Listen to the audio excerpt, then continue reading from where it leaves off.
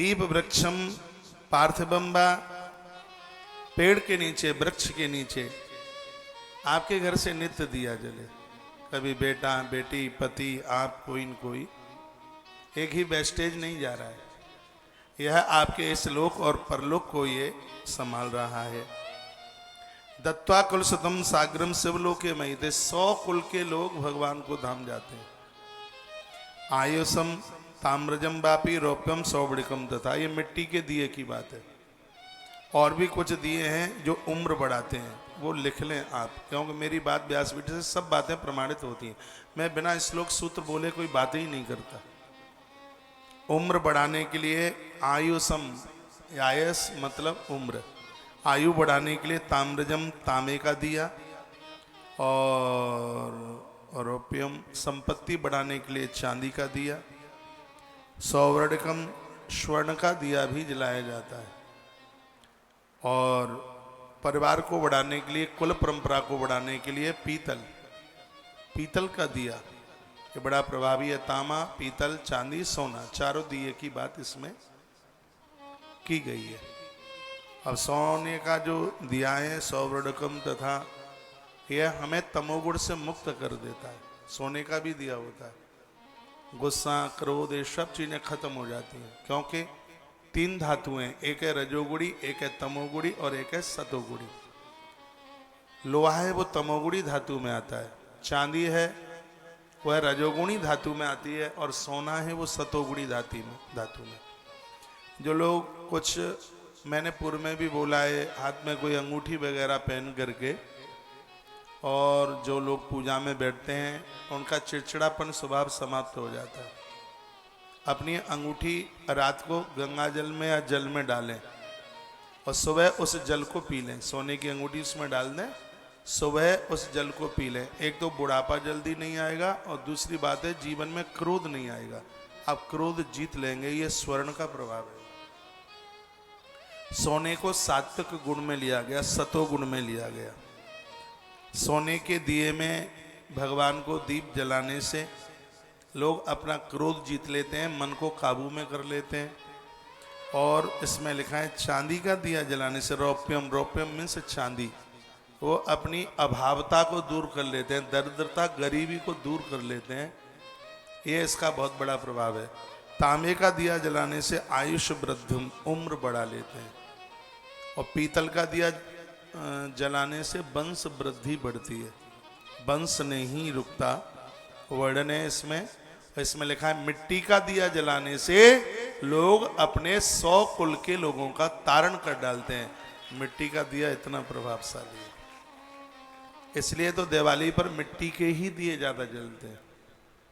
मिट्टी का दिया, अब मिट्टी उपलब्ध नहीं होती है, उतनी व्यवस्था नहीं हो पाती, नहीं तो दिए में मिट्टी के दिए को बहुत ज्यादा बढ़िया माना गया है, बहुत ही ज्यादा। सरैया जानते हैं आप, सकोरा सरैया, उसमें चौमुखी दिए जलाए जाते हैं। उसमें घृत तेल जो भी कुछ आप भर लेते हैं तो उसको जलाया जाता है। नहीं तो छोटा सा दिया आप लेके और भगवान को आप रोज जला सकते हैं। शिवाय दीपम यो दध्यात् विदिना वापि भक्तिता, सूर्यायुत समय लक्षण योनि शिवपुरम व्रजेत। जो नित्य भगवान को दिया जलाते हैं, दीप जला के रखते हैं, वर्णन है कि वह 10,000 सूर्य के तेज के समान उनका तेज बढ़ जाता है। एक सूर्य प्रकट होता है तो अंधकार का पता नहीं लगता। इसमें लिखा है नित्य दिए जलाने वाले लोगों के पास 10,000 सूर्यों का तेज उतर के आ जाता है। ताली तो बजाना ही मत, क्योंकि आप बहुत शर्मीले हैं।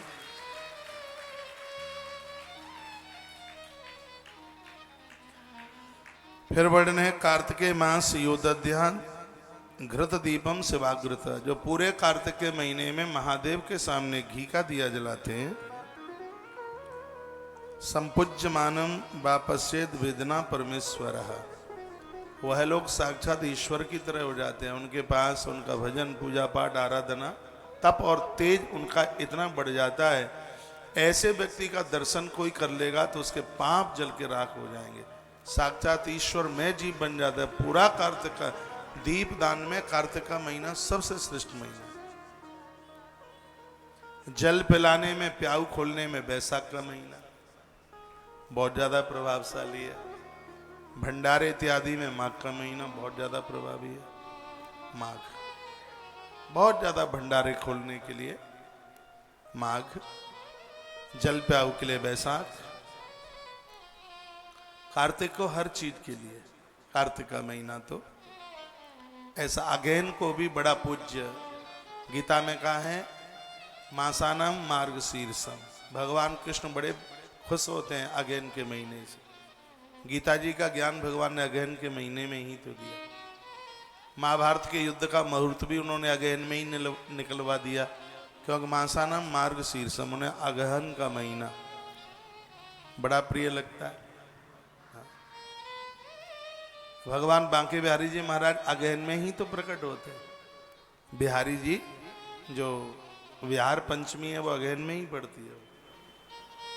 और हमारे प्रभु श्री राम जी का विवाह भी अगहन में ही होता है। जिस दिन बिहारी जी प्रकट हुए हैं वही तिथि भगवान श्री राम जी के विवाह उत्सव की तिथि है।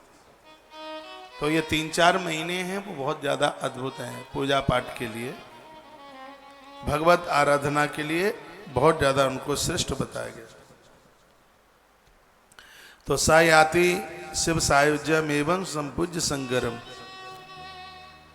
जो अपनी पूजा आराधना भगवान महादेव के संपर्क में, उनके सानिध्य में करते हैं, समझ लीजिएगा कि उनका जीवन ही कृतकृत हो जाता है। कुछ चीजें हैं ये मान लिया करें आप। एक बार मैंने बोला है साल भर जुकाम नहीं होगा, क्या करें?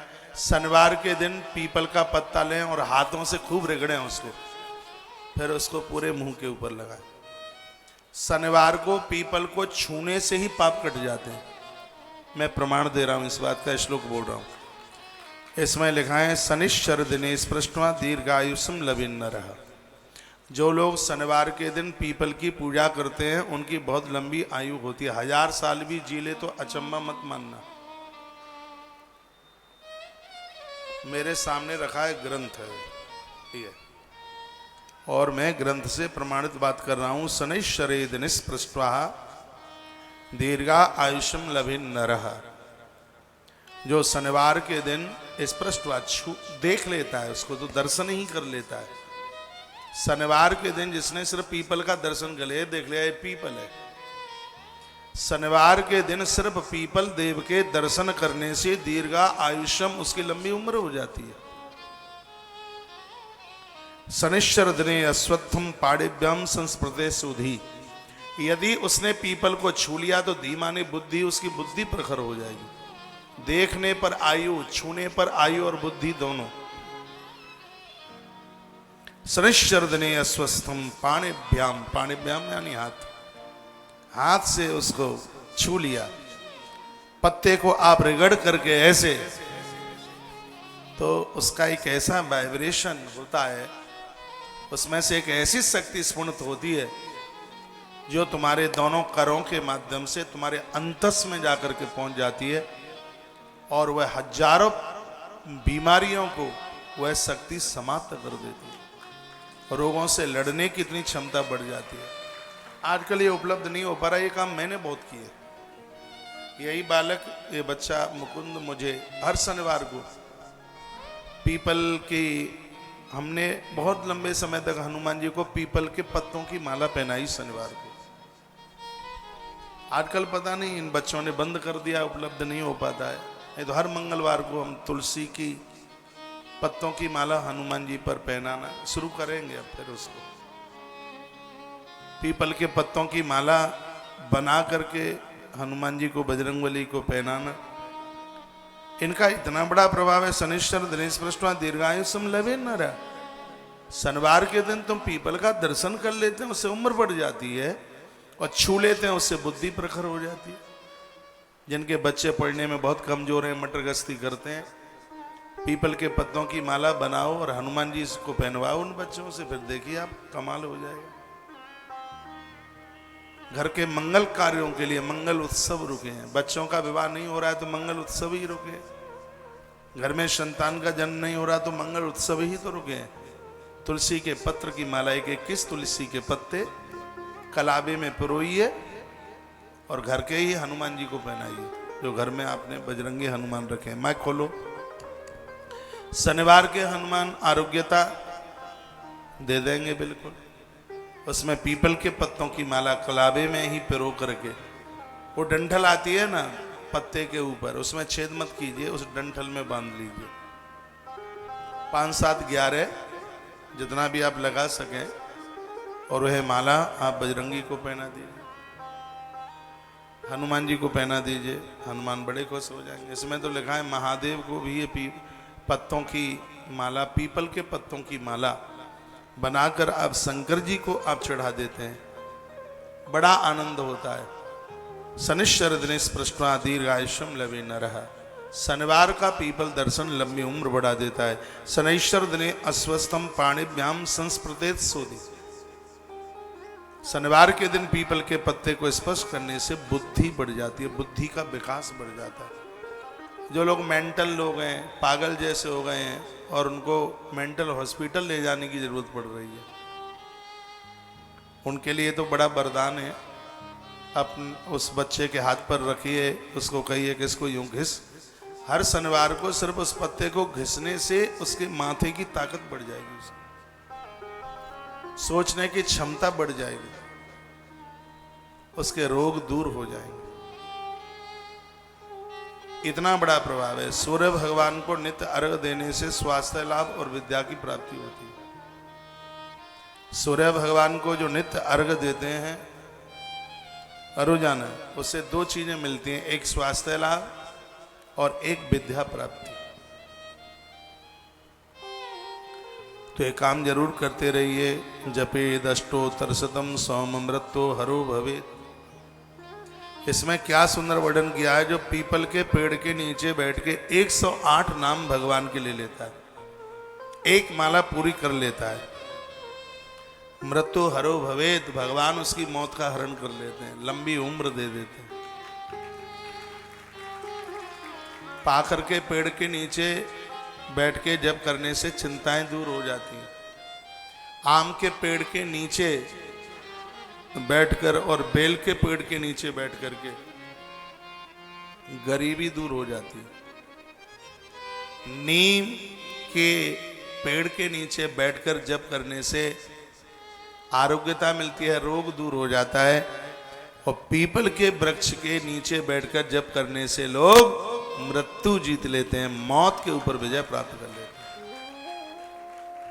हैं। बरगद के पेड़ के नीचे यदि जप किया जाता है, वट पेड़, यह भी परिवार की आयु को बढ़ाने वाला है। बरगद सगरी बातें लिखी हैं। जपेद अष्टोत्तर शतम सोप मृत्यु हरो भवेत्। लोग मौत को जीत लेते हैं। इतनी बड़ी महिमा, इतनी बड़ी बात कही गई। हुत्वा 10 सहस्रम अगर अर्कैरष्ट शतम नित्यम जो व्यन व्याधि विमुच्यते समस्त व्याधि शांतर्थे पलासा समिदई नरः। ये बातें सुन लें, ये बहुत काम की बातें हैं। पलाश की समिधा से 10,000 बार होम करना, 10,000 आहुति यदि पलाश की लकड़ी जलाकर किसी ने आहुति डाली है तो उनके लिए बताया गया कि ऐसा यदि किसी ने 1 मास तक कर लिया है, पेट के जितने भी रोग होंगे संपूर्ण समाप्त हो जाएंगे। इसमें ओम ह्राम ह्रीम रोम स सूर्याय नमः इस मंत्र से आहुति डाली जाती है। एक बार फिर मैं रिपीट कर रहा हूँ और श्लोक बोल करके ये बात कह रहा हूँ। हुत्वा 10 सहस्रम तु निरोगी मनुजो भवेत् नित्य 8 शतम जपत्वा पिवेदम अर्क सन्निधौ। सूर्य भगवान के उदित होने पर यह हवन होता है। पलाश आती है, पलाश की लकड़ी, पलाश की लकड़ी पर सूर्य भगवान के मंत्र के द्वारा 10,000 आहुति रविवार के दिन पलाश की लकड़ी के ऊपर आहुति डाल दी जावे तो पेट संबंधी जितनी बीमारियां हैं वो पूरी की पूरी समाप्त हो जाएंगी। दो चीजें पेट से पनपती हैं, एक है बीमारी और एक है बेईमानी। तो पलाश की लकड़ी के ऊपर हवन करने से अर्कई अष्ट शतम नित्यम, सूर्य भगवान के अष्टोत्तर नाम है 108 नाम। तो एक दिन में 10,000 ना हो पावे तो 108 आहुति तो रोज डाल सकते हैं। जब तक ये 10,000 आहुतियां पूरी होंगी तो समस्त व्याधि शांत्यर्थम पलासा समिधान रही। पलाश की लकड़ी के ऊपर आहुति डालने से संपूर्ण व्याधियां समाप्त, यानी संपूर्ण पेट के रोग समाप्त हो जाएंगे। हुत्वा 10 सहस्रम तु निरोगी मनुजो भवेत। नित्य 800 रोजाना 108 आहुति डाल लो। पिवेदम अर्क संविदौ, हवन करने के बाद ही जल पियो। उदर संबंधी, पेट संबंधी लिखा है ना, औदर्य व्याधि भी, औदर कहते हैं पेट को, उदर, उदर माने पेट, लिखा है औदर्य ही व्याधि भी, यानी उदर पेट की बीमारी, संस्कृत का शब्द है। हिंदी में उदर कहते हैं, संस्कृत में इसको कहते हैं औदर्य। औदर्य माने पेट, औदर्य व्याधि भी यानी पेट की बीमारी, सर्वई जितनी भी है वो मासे नेकेन मुच्यते, 1 महीने में छुटकारा मिल जाएगा। 1 महीने में 10,000 आहुति पूरी कर दे। ये संपूर्ण बीमारियां 1 महीने में गारंटी से सब समाप्त हो जाएंगी। कितना बड़ा प्रभाव है। बोल भक्त वत्सल भगवान की, हनुमान जी महाराज की जय जय श्री राधे, जय जय श्री राधे।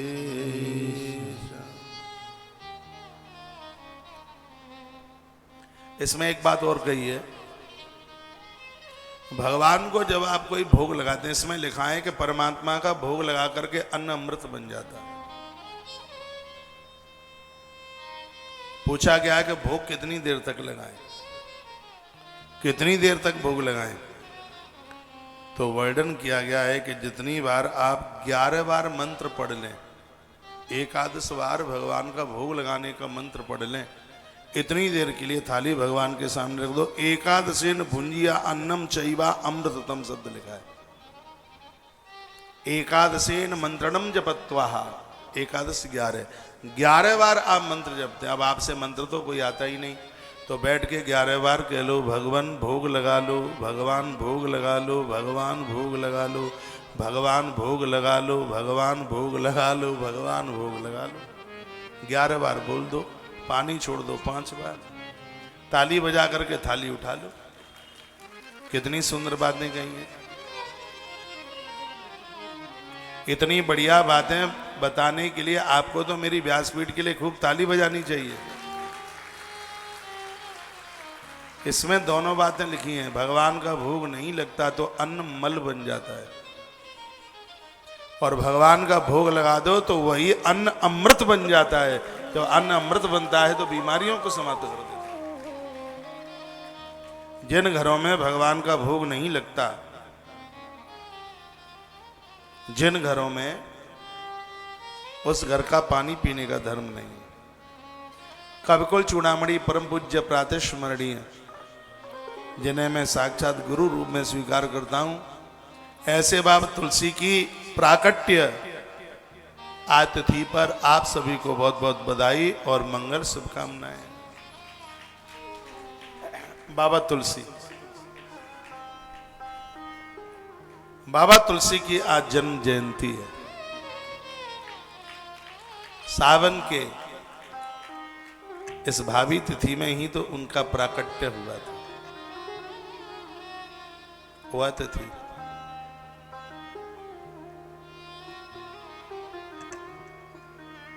सप्तमी, सावन सप्तमी, बाबा तुलसी ने इस धरती पर जन्म लिया। जन्म लेते ही उनके मुंह से निकला राम, तो सब लोग उन्हें राम बोला कहते थे। माता हुलसी के इस बेटे को वंदन कीजिए, प्रणाम कीजिए। हुलसी के तुलसी, जन्म देने के बाद मां मौत को प्राप्त हो गई। एक चुनिया नाम की दासी थी, उसने उस पालन किया। कुछ समय के बाद में चुनिया का भी देहावसान हो गया। स्वयं माता पार्वती भोजन लेके आती थी और तुलसी को जिमा के चली जाती। वो महापुरुष साधारण नहीं है जिसका भरण पोषण स्वयं माता पार्वती ने किया हो।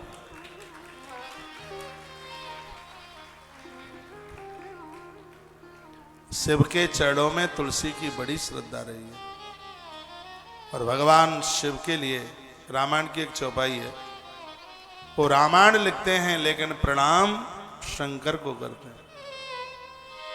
सादर शिव ही नाई अब माथा, वरनहु विशद राम गुण गात। सादर से वही नाई पद्मा था, वो भगवान शंकर के चरणों में प्रणाम करते हैं। कहते हैं भोलेनाथ, अब मैं रघुनाथ की कथा कहने को जा रहा हूं। जिस तुलसी ने भगवान महादेव को भारी माना, भारत की धरती पर ऐसे गोस्वामी तुलसीदास जी महाराज आज की सप्तमी में ही प्रकट हुए।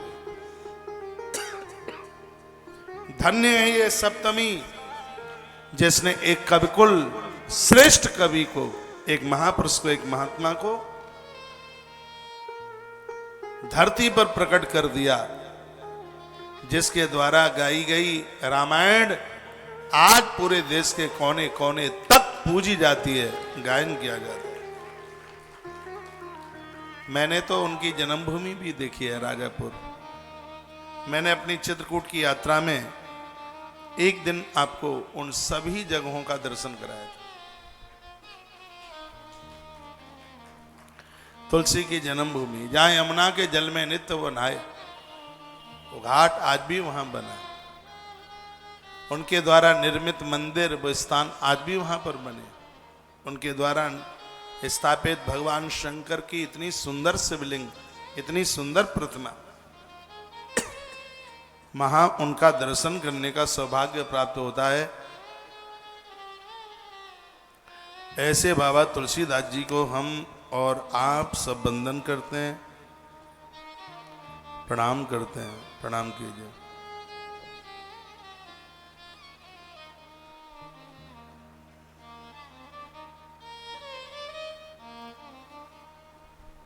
बोलो भक्त वत्सल भगवान की जय।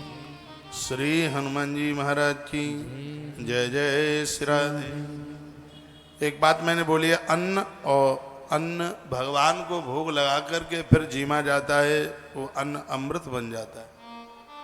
मंत्र बोल करके भोग लगाया जाता है तो वो पवित्र हो जाता है। एक चौपाई मैंने आपसे बहुत बार बुलवाई और यह तो पूरे देश को कंठ ही होनी चाहिए। कोई मंत्र नहीं आता, थाली सामने रखिए, भगवान के सामने थाली रख दीजिए, नेत्र बंद कर लो और 11 बार इस रामायण की चौपाई को बोल दो। तुम ही निवेदित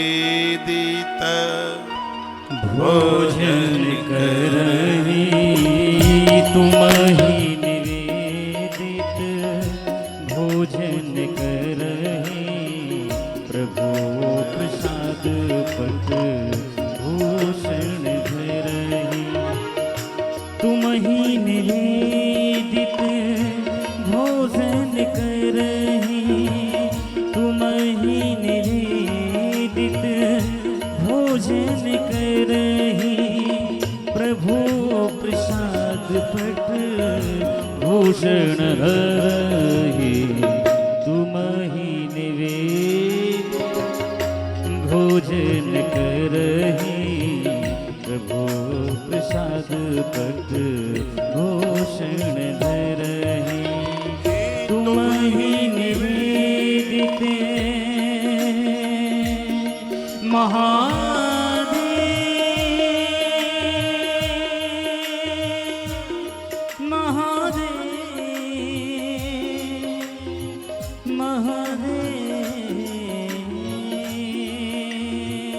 तुम ही निवेदित भोजन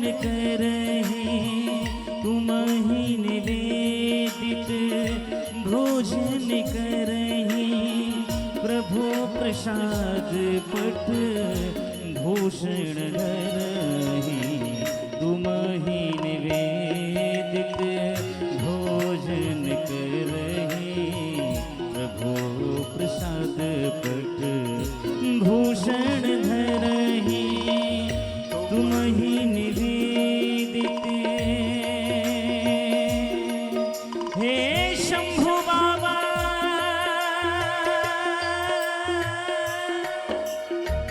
शंभु बाबा शंभु बाबा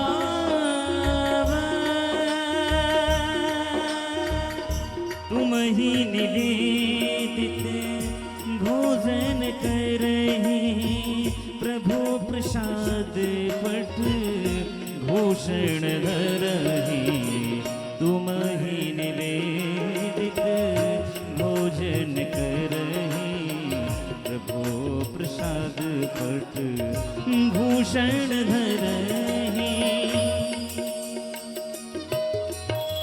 बोली भक्त वत्सल भगवान की, श्री हनुमान जी महाराज की, आज के आनंद की जय जय श्री राम। एक बात और समझ लें, इसमें वर्णन किया है कि जो लोग दूसरों का जूठा खाते हैं वो अन्न जहर की तरह होता है। देखा भक्षम चा अन्न तथा ये विषमम, विष मीन्स जहर। बहुतों को आदत होती है, उनको तब तक चैन ही नहीं पड़ता जब तक एक दूसरे का जूठा नहीं खा लेते।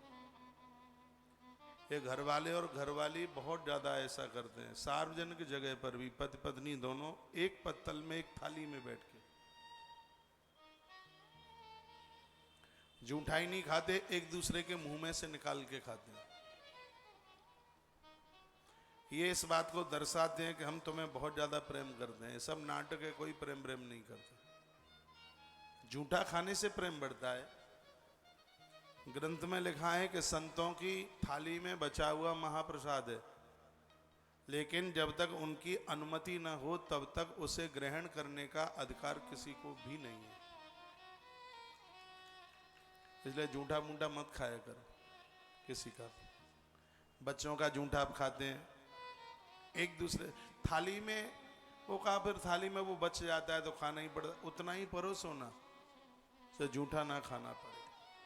बड़ी अद्भुत बात लिखी है, घोर गरीबी उन घरों में आके फैलती है जो भोजन बनाने वाले पात्रों में भोजन करते हैं।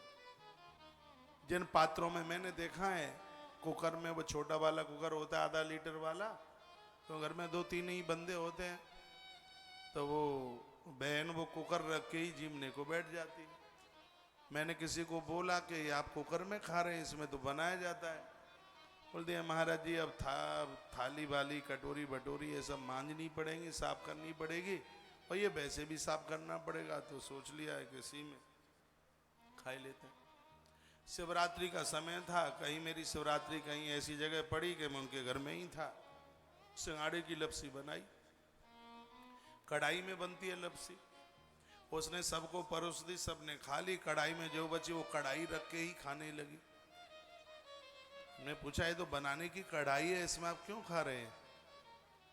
कहा आप थाली में परोसेंगे तो थाली और मांजनी पड़ेगी, इसको तो वैसे ही साफ करना है।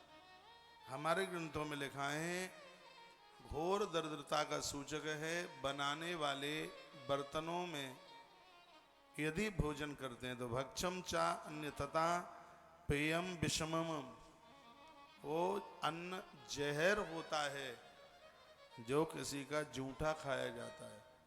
निवेदन है किसी को जूठा मत खिलाइए। और प्राय घरों में क्या होता है आजकल, वो शीशे के क्या बोलते हैं उसमें ड्राई फ्रूट नमकीन सब रखी हुई होती है, जो आता है वही उसके सामने रख देते हैं। तू आया है तो तू खा ले, वो चला गया, फिर कोई आया तो उसके सामने वही रख दिया, फिर कोई आया तो फिर वही रख दिया।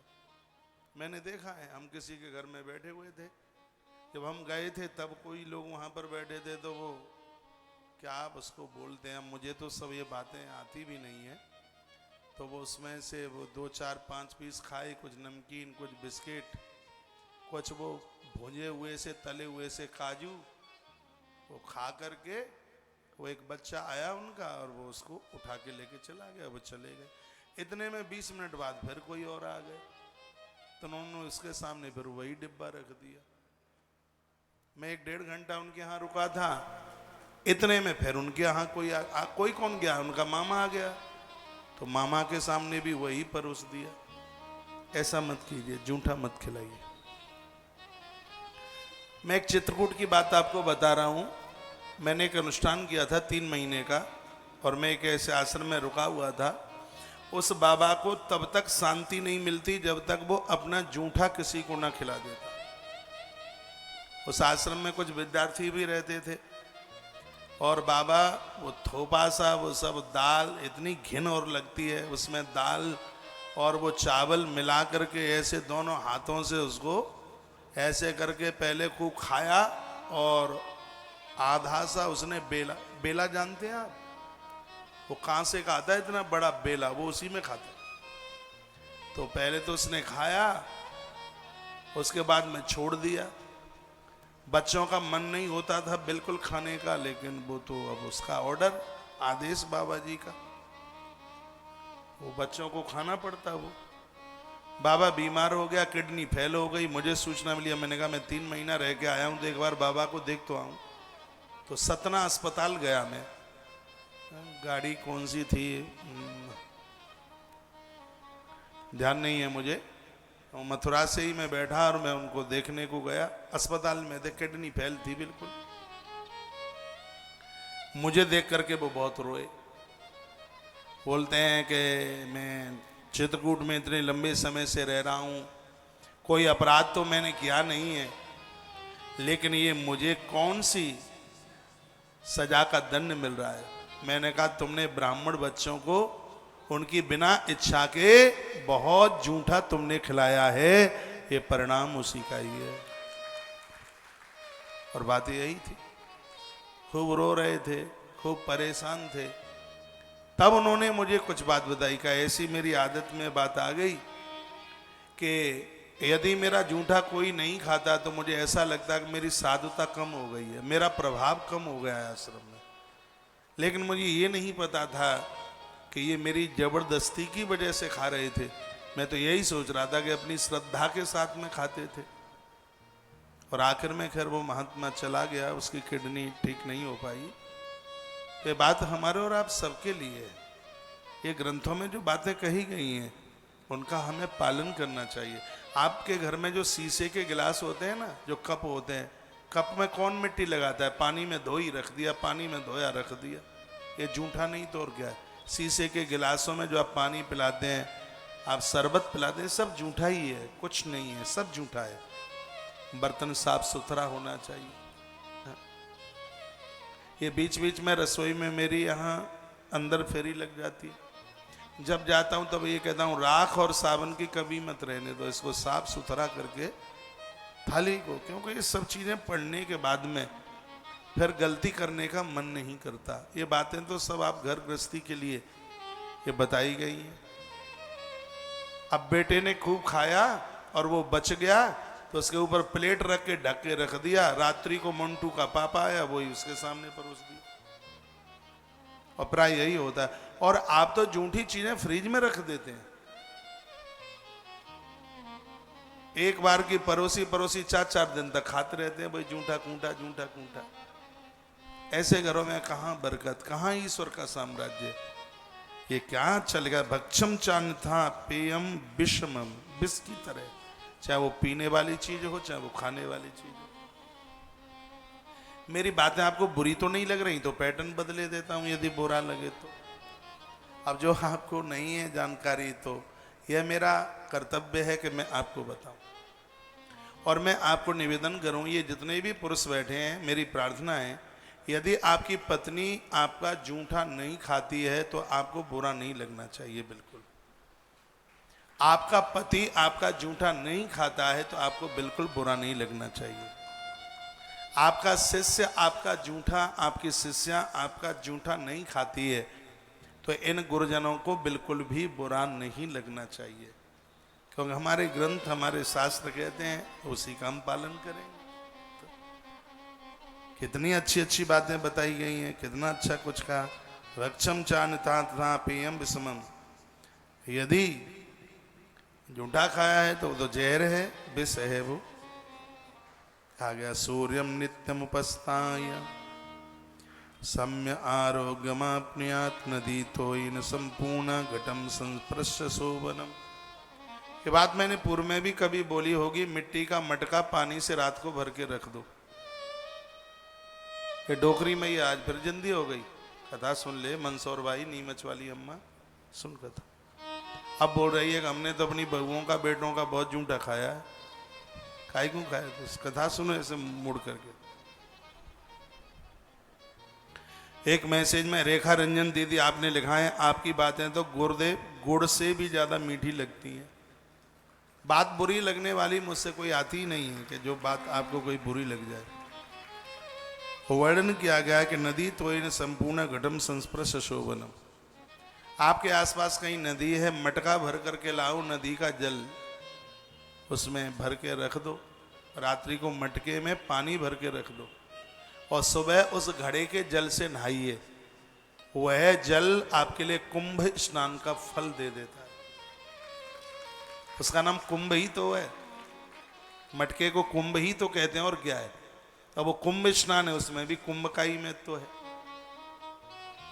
देखो क्या सुंदर बात कही है। जैसे कुछ स्नान ऐसे हैं जो पर्व के स्नान होते हैं, जैसे मकर संक्रांति है, और ये कौन सी है, सोमवती अमावस्या है, गंगा दशहरा है, ये सब पर्व के स्नान है। ये पूर्णिमाएं, गंगा पूर्णिमाएं, अमावस्या, ये सब पर्व के ही स्नान है। अब इन दिनों में आप गंगा यमुना तो नहीं जा सकते, तो फिर क्या करें। एक कोरा घड़ा, बिल्कुल मटका बिना यूज किया हुआ, उसको थोड़ा सा धो लो और स्वच्छ शुद्ध जल भर दो उसमें, और रात को उसको रख दो, और सुबह माँ गंगा जी के 12 या 15 नाम लेकर के आप स्नान कर लो। तत्काल आपको कुंभ स्नान का फल प्राप्त होगा। तो स्नान इतना पावन होगा दिव्य। वही बात कही जा रही है। कहा गया है, नदी तो ये न संपूर्ण घटम संप्रज्य सोवन। घट कुंभ, कुंभ यानी घड़ा भर करके आप स्नान करें। जपत्वा अयुतम च तस्नान रोगाणाम भेषजम भवेत्। मटके के घड़े से आप जो नहाते हैं, ये रोगों को दूर करता है, चर्म रोग को समाप्त कर देता है। इतना प्रभाव है इसका।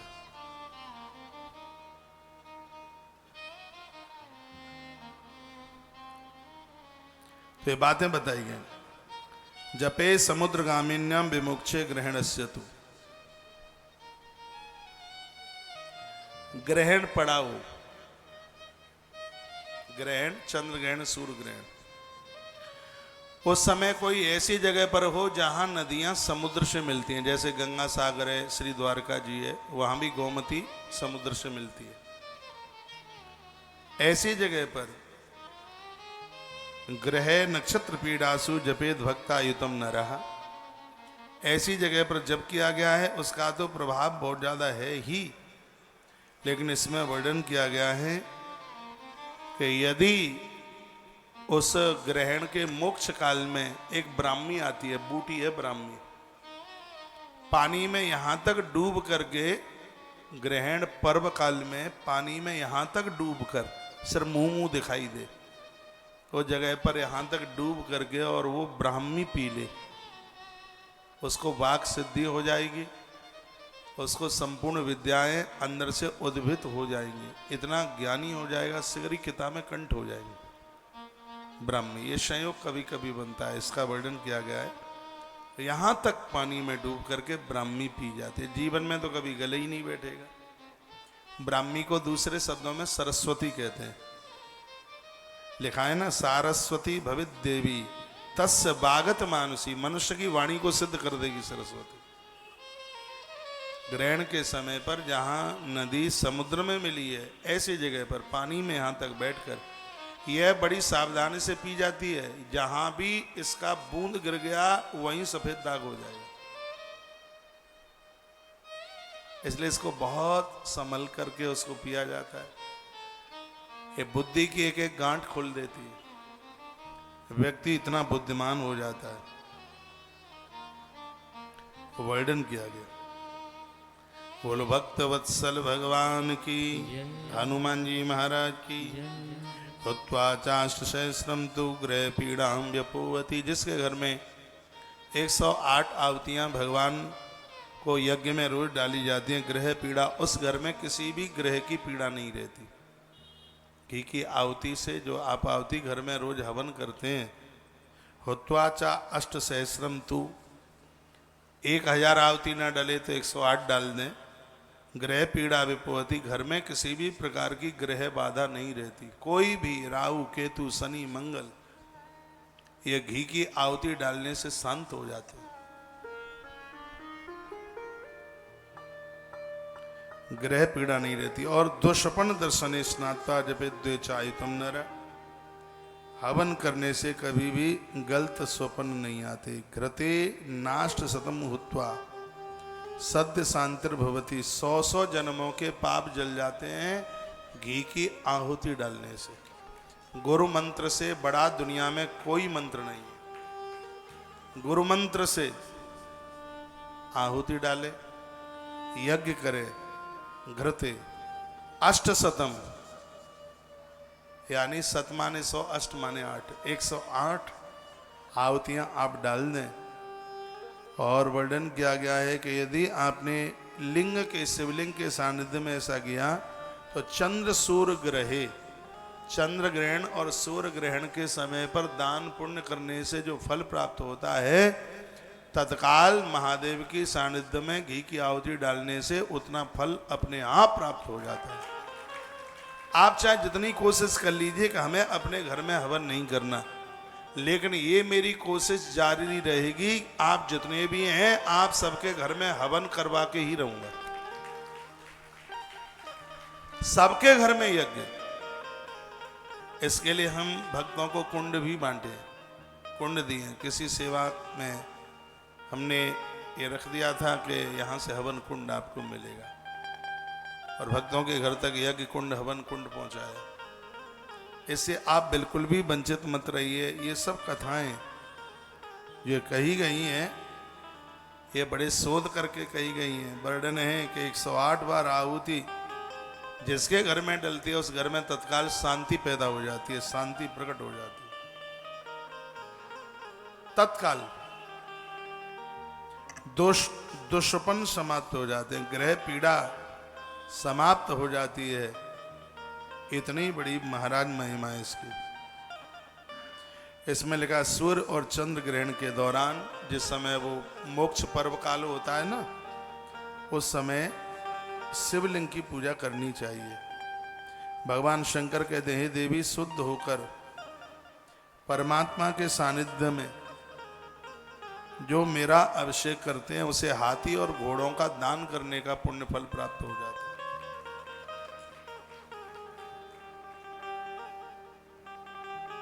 इतनी बड़ी महिमा। आइए 1 मिनट भगवान महादेव का नाम।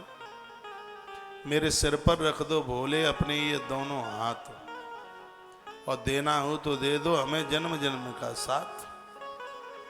मेरे सिर पर रख दो भोले अपने ये दोनों हाथ,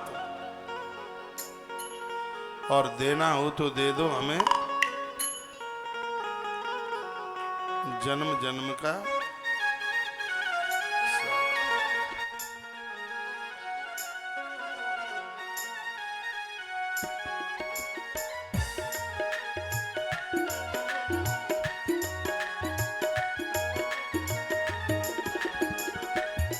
मेरे सिर पर रख दो भोले, मेरे सिर पर रख दो भोले अपने दोनों हाथ, देना हो तो।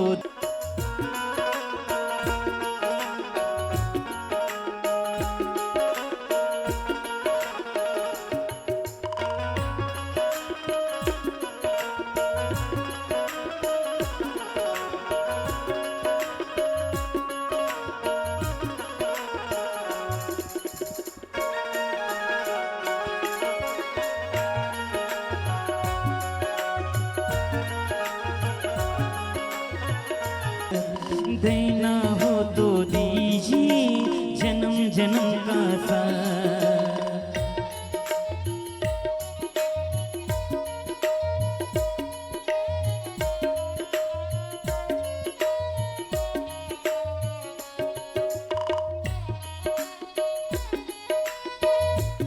आवाज बढ़ाओ।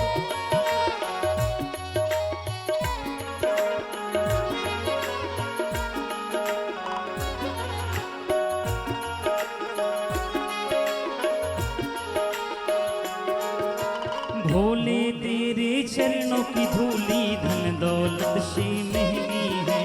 भोले तेरे चरणों की धूली धन दौलत से महंगी है।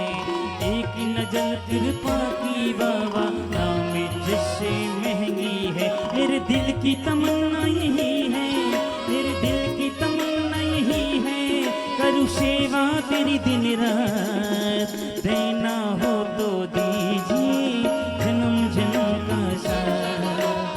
देना हो तो दीजिए जन्म जन्म का साथ। मेरे सिर पर रख दो भोले, मेरे सिर पर रख दो भोले अपने ये दोनों हाथ। देना हो तो दीजिए जन्म जन्म का साथ। देना हो तो दीजिए जन्म जन्म का साथ।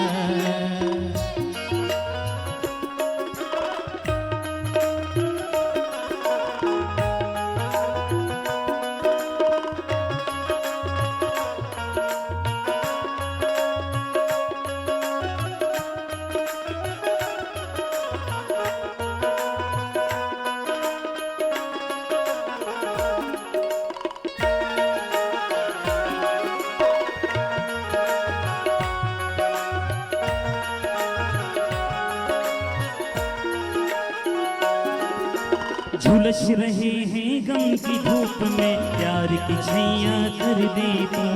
झुलस रहे हैं गम की धूप में प्यार की छैया कर दे तू। बिन माझे की नाव चले ना अब पतवार पकड़ ले तू। मेरा रास्ता रोशन कर दे, मेरा रास्ता रोशन कर दे, छाई अंधियारी रात। देना हो तो दीजिए जन्म जन्म का साथ। देना हो तो दीजिए जन्म जन्म का साथ। मेरे सिर पर रख दो भोले, मेरे सिर पर रख दो भोले अपने ये दोनों हाथ। देना हो तो दीजिए जन्म जन्म का साथ। देना हो तो दीजिए जन्म जन्म का साथ।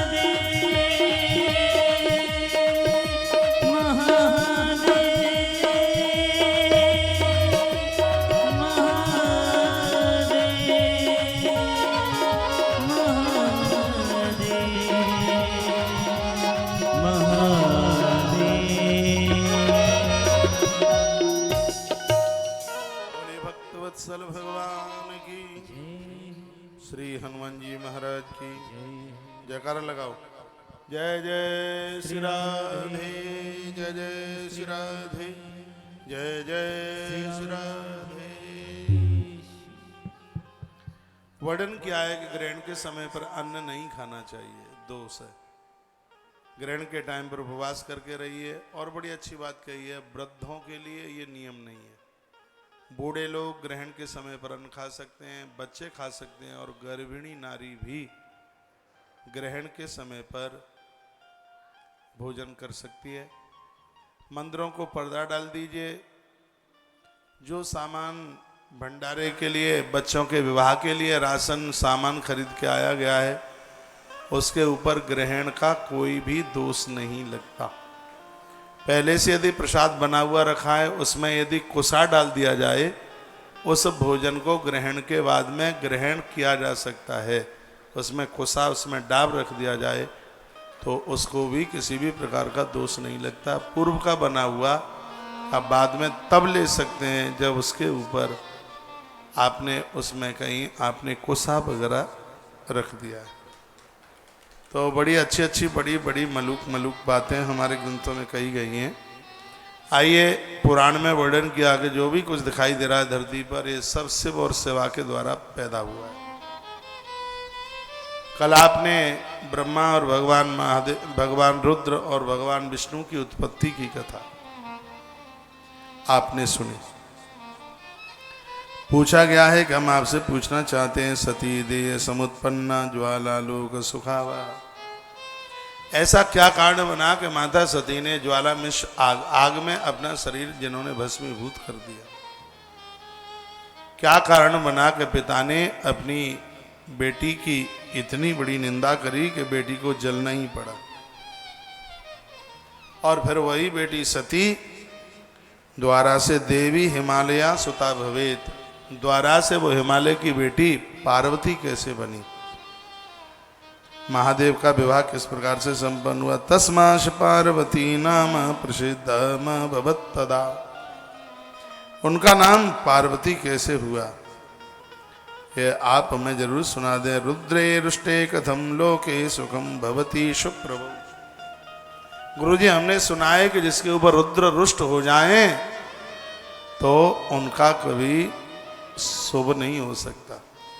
जिनके ऊपर शंकर रुष्ट हो गए उन्हें कौन बचा पाएगा दुनिया में? रुद्रे रुष्टे कथम लोके सुखम भवती शुप्रभु, भगवान शंकर जिसके ऊपर रुष्ट हो जाए। शंकर इतने भोले हैं तो दक्ष प्रजापति ने ऐसे भोले वाले सीधे से भगवान महादेव का अपराध कैसे कर दिया और शंकर रुष्ट हो गए, यहां तक कि दक्ष की मृत्यु हो गई। वो तो उन्होंने एक बकरे का मुंह उसके धड़ के ऊपर लगा दिया। यह शंकर की अपनी एक महिमा रही। तो आप हमें विस्तार पूर्वक यह बता दें कि ये सब कैसे हुआ। तो सूत जी कहते हैं यस्वत्तासर पापेभ्यो मुच्यते नात्र संशय, इसमें कोई संशय नहीं है। तुमने जो प्रश्न किया है, तुमने इस कथा के बारे में पूछा है, इस कथा को दुनिया में जो भी कोई सुनेंगे सर्व पापेभ्यो मुच्यते नात्र संशय, उनके संपूर्ण पाप जल के राख हो जाएंगे। इसमें बिल्कुल संशय नहीं है, सब पाप जल जाएंगे। किनके? जो तुमने ये प्रश्न पूछा है मुझे और मैं उसका समाधान करने के लिए जा रहा हूं। तुमने पूछा कि सती ने क्यों अपना शरीर छोड़ दिया? माता सती अपने पिता के ऊपर इतनी रुष्ट कैसे हो गई? तुमने यही तो पूछा है। तो जो इस कथा को सुनेंगे, भगवान शंकर कहते हैं, सूत जी भी कह रहे हैं, यह श्रुता सर्व पापेभ्यो मुच्यते नात्र संशय, इसमें कोई संशय नहीं है। जो इस कथा को सुनेंगे तो सर्व पापेभ्यो मुच्यते नात्र संशय, उसके संपूर्ण पाप जल जाएंगे, एक भी नहीं रहेगा, पापों का खात्मा खत्म हो जाएगा, ऐसा बता दिया। तो का तस्य वांगाम भुजे विष्णु ब्रह्मम दक्षिणा भुजा। देवी सबसे पहले तो मैं आपको बता दूं, सूत जी सोनक्षियों को बता रहे हैं। सोनक्षियों सुनिए, अतीब सुंदरी सुवृद्धु ने नौतो विमोहिनी, सभी को अपनी तरफ मोहित करने वाली मेरी माँ भगवती जगदम्बा बड़ी अद्भुत देवी है सती, जो अपने पति के हृदय की बात समझती है, उसी को तो सती ही कहते हैं, वही सती है। सबसे पहले तो सुन लो कि सती का जन्म किस प्रकार से हुआ। कहा है सोनक्षियों, इस धरती पर विधाता ब्रह्मा के द्वारा जन्म दिए गए कुछ मानस पुत्र इस धरती पर आए, जिनकी संख्या कहीं 9 बताई गई है और उनकी संख्या कहीं 10 बताई गई है। हम 9 से 10 माने लेते हैं। कौन कौन है? विधाता ब्रह्मा ने जिनको प्रकट किया। और ऐसे महापुरुष हैं जो किसी नारी के गर्भ में नहीं गए, ब्रह्मा की देह से प्रकट हो गए। उनका वर्णन किया गया का मरीच अत्रि पुलहम पुलस्तांगिरसो कृतुम वशिष्ठम नारदम दक्षम भृगुम नेति महाप्रभुम। वर्णन क्या है? मरीचि और अत्रि।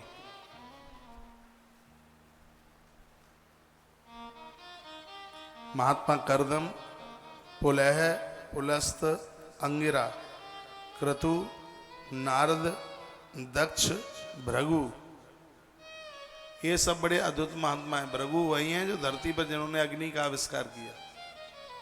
नहीं तो लोगों को पता भी नहीं था कि अन्न आग में पकाया जाता है। यह आविष्कार गुरुदेव भृगु का है। यह वैज्ञानिक तो बिजली बहुत बाद में लेकर के आ पाए। उससे पहले गुरुदेव वशिष्ठ जी महाराज ने विद्युत का खोजन कर लिया था। विद्या के बारे में प्रदेश में विद्या के पढ़ने के लिए स्कूल 1811 में बने। बहुत ध्यान से सुन लीजिए। प्रदेश की धरती पर विद्या स्कूल कॉलेज, पहला स्कूल प्रदेश में 1811 में बना, ऐसा बताते हैं। उस समय भारत में 7 लाख से ज्यादा गुरुकुल थे पूरे देश में। इतने गुरुकुल थे, 7 लाख मायना रखते हैं, 7 लाख उस संख्या में थे। तो अपना देश तो बहुत आगे रहा है हमेशा हमेशा से। पूरी दुनिया का सबसे बड़ा लाइब्रेरी, सबसे बड़ा विश्वविद्यालय भारत में। पूरी दुनिया को सर्जरी भारत ने सिखाई, पूरी दुनिया को मसाले खाना भारत ने। अंग्रेजों का बहुत बड़ा व्यापार था। अंग्रेज मसालों के बारे में जानते ही नहीं थे। जितना भी अंग्रेजों का जो व्यापार था, मसाले अपने भारत से ले जाए गए। हल्दी, मिर्च, ये सब चीजें। विदेश में हल्दी होती नहीं, अपने भारत में होती। लाल मिर्च अपने भारत में होती है। आपके आसपास ये धार का जो पाटीदारों का ये क्षेत्र है, बहुत इसमें जबरदस्त मिर्ची होती है। पूरी दुनिया में यहाँ की मिर्च प्रसिद्ध है। उधर के लोग यहाँ बैठे होंगे, जरूर उन्हें पता होगा। मेरी एक इधर कथा हुई थी इस एरिया में, सुसारी जिला कौन सा पड़ता है? कुच्छी, कोई है जिला? कुच्छी नहीं हो, तहसील कुच्छी। जिला तो मुझे ध्यान में नहीं है। सुसारी है एक जगह, बड़ा अद्भुत कार्यक्रम हुआ, बहुत बड़ा। उसमें यज्ञ था, पता नहीं 1100 कुंडी यज्ञ था। और उसमें मुझे देवी भागवत की कथा सुनाने का सौभाग्य प्राप्त हुआ। पांडाल कितना था? 300 फीट ऐसा और 600 फीट ऐसा किलोमीटरों में। वो भी पूरा लबालब फुल भरता। मैंने इतनी मिर्च की खेती नहीं देखी, इतना मिर्च उस एरिया में। जो चीजें भारत में पैदा होती हैं, विदेशी लोग तो तरसते रहते हैं। धनिया भारत में, मिर्च भारत में। चलो अब तो पाकिस्तान अलग हो गया है, नहीं तो फलियार वाला नमक भी तो अपने भारत में ही था, वो जिसको सैधा नमक कहते हैं। अब तो लोग उसको पाकिस्तानी नमक भी बोल देते हैं। अपने भारत में। भारत ने दुनिया को क्या नहीं दिया? भारत ने अद्भुत। इन साधुओं ने, इन महात्माओं ने खोज करी। महात्मा बागभट्ट ने मसालों की खोज कर दी। बड़ा अद्भुत साधु हुआ था बागभट्ट। महात्मा असित का नाम आपने सुना हो, बड़े अद्भुत साधु हुए थे। बड़ी बड़ी खोजें की। पूरी दुनिया को प्रथम सर्जरी भारत ने दी थी।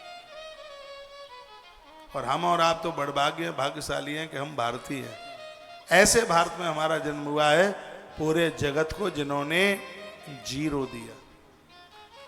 एक बात मैं आपको कह दूं, ये आपको ना पता हो तो सुन लो। पूर्व काल में गिनती सिर्फ 9 ही तक थी। 9 तक थी गिनती, 9 के ऊपर गिनती नहीं थी। 9 के बाद में जो 10 है, ये भारत ने दिया। वो तो सब 9 में ही काम, सब 9 में ही सिमटता होता था। वो 10 जानते ही नहीं थे। ये भारत ने, यानी दहाई भारत ने दी। दुनिया को गणित इतना अद्भुत भारत ने दिया। पहले 100, 1000, लाख, 10 लाख ये पता ही नहीं था किसी को। जीरो का यानी शून्य का आविष्कार हमारे भारत से हुआ है। हमारे तो देश का इतिहास बिल्कुल गढ़ा हुआ है। जिन महात्माओं ने, मैंने कपिल पुराण की कथा में इन संतों की बड़ी बड़ी बातें आपके बीच में बोली हैं, सुन लेना। आजकल तुलसी तपोवन यूट्यूब चैनल पर आज सुबह से भविष्य पुराण आरंभ हो गया, काफी लोग देख रहे थे। भविष्य पुराण बड़ा अद्भुत ग्रंथ है जिसमें भविष्य की चर्चाएं की गई हैं। टाइम मिला करे तो सुबह 9 बजे से सुन लिया करें। सावन का महीना चल रहा है, रात्रि को 9 बजे स्कंध पुराण आरंभ हो जाता है। तुलसी तपोवन यूट्यूब चैनल पर समय मिला करे तो थोड़ा उसको भी सुन लिया करें। तो कौन कौन से महात्मा विधाता ब्रह्मा जी से पूर्व काल में, जिनसे पहले कोई मनुष्य जाति थी ही नहीं, तो विधाता ब्रह्मा ने अपने शरीर से, अपनी छाया से कर्दम ऋषि को पैदा किया। अपनी आंखों से महात्मा अत्रि को पैदा कर दिया उन्होंने। लिखा है, मरीचि अत्रि पुलहम पुलस्ता अंगरसो कृतुम। वशिष्ठम नारदम, अपनी गोद से नारद जी को प्रकट कर दिया। और अंगूठे से उन्होंने दक्ष को पैदा किया। ब्रह्मा जी ने अपने अंगूठे से दक्ष को पैदा कर दिया। ब्रह्मा जी ने अपनी छाती से धर्म को, और पीठ से ब्रह्मा जी ने अधर्म को पैदा किया। आप देखते हैं जब हम गुरुजनों को, संतों को प्रणाम करते हैं तो उनका हाथ या तो सिर के ऊपर पड़ता है या पीठ के ऊपर पड़ता है। सिर पर क्यों? सिर पर है अभिमान और पीठ पर है पाप। महात्मा लोग अपना हाथ रख करके हमारे अहंकार और पाप दोनों को तिलांजलि दिलवा देते हैं, दूर कर देते हैं।